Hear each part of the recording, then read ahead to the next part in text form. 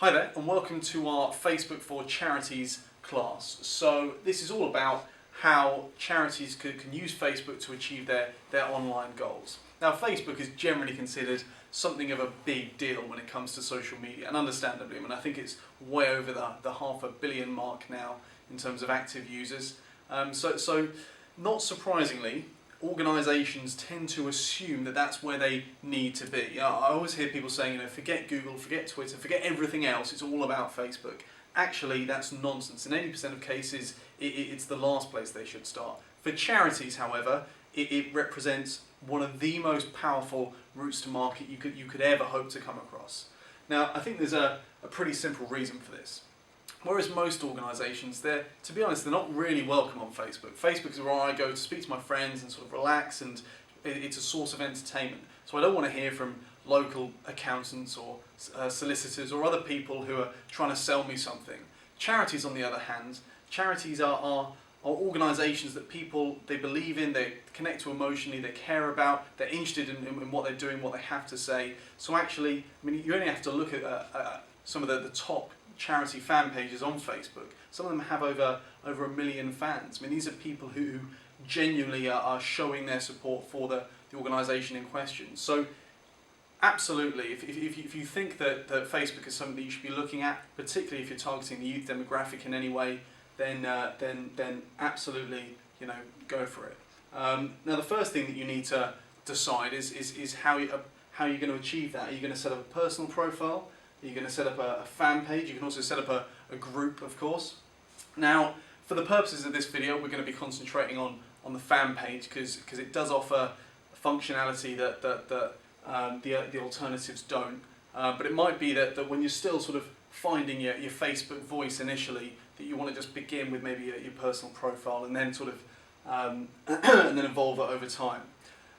Now, in terms of exactly what a fan page is, it's basically anything you want it to be. It's like having a website on Facebook. The logic being that that's where people are really comfortable, so why would you try and take them anywhere else? So you can incorporate just about anything you want into it, which leads us to our next point. If you're gonna put together a really professional fan page, then it's well worth looking at designing a landing tab, a welcome tab, a tab that tries to convert people from non-fans into fans.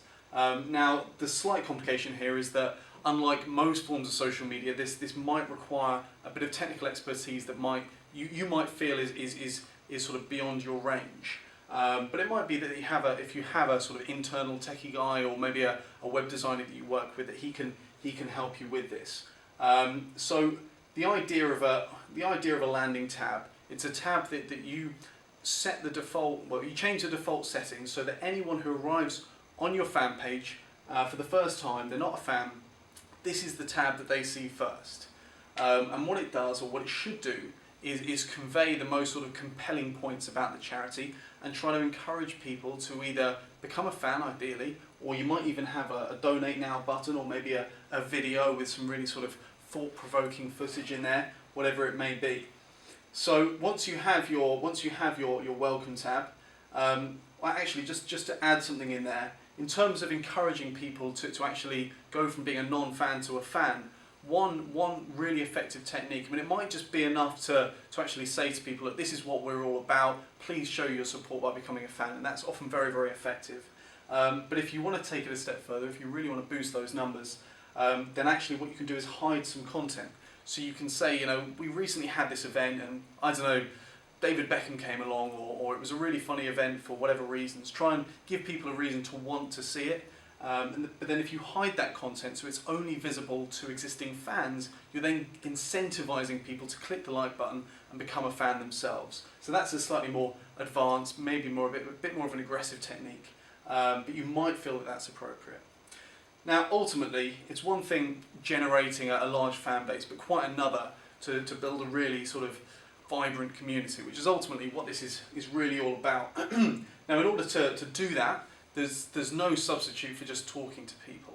But what I would say with this is that less is always more. It's not like Twitter where you can say anything and it instantly sort of disappears into the Twitter universe.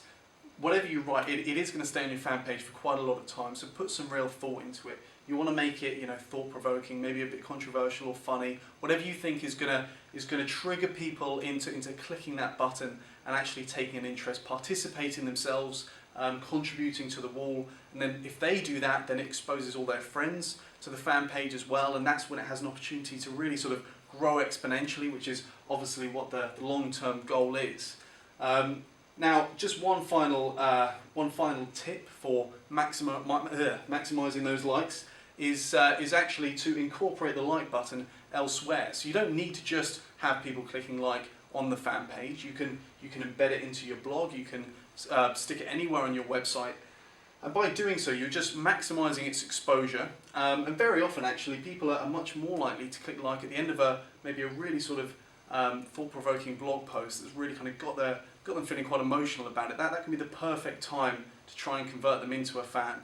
So that's another little tip there. Anyway, if you have any more questions or any questions at all about Facebook, be it with the fan page, personal profile, whatever it is, why don't you become a fan of our fan page, and then you can ask all the questions you like. Okay, cheers.